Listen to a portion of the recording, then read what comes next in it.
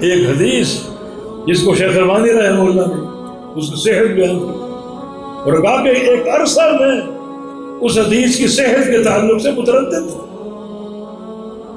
لیکن ایک راوی کی تحقیق نہیں ہو رہی تھی، اس راوی کا ترجمہ مل گیا، اس کا ثقہ ہونا ثابت ہو گیا، حدیث کی صحت ثابت ہو گئی۔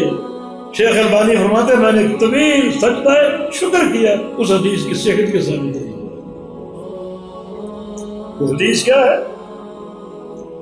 بندہ جب یہ ذکر کرتا سبحان اللہ والحمدللہ ولا الہ الا اللہ واللہ اکبر، سبحان اللہ کہتا ہے، اللہ فرماتا ہے کہ صدقتا، تو سچ کہتا ہے، مکالمہ چل۔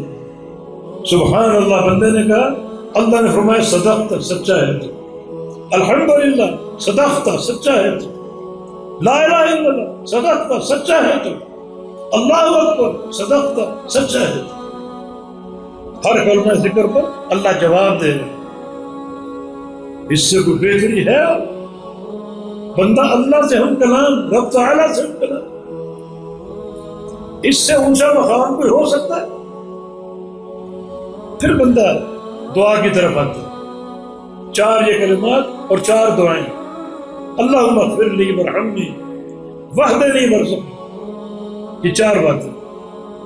اللہم اغفر لی کہتا ہے، آسمان سے آواز آتی ہے قد فعلت، میں نے معاف کر دیا، ورحمنی مجھ پر رحم فرما، قد فعلت رحم فرما دیا، واہدنی مجھے ہدایت دے دے، قد فعلت ہدایت دے دی، وارزقنی رزق عطا فرما دے، قد فعلت رزق عطا فرما دیا۔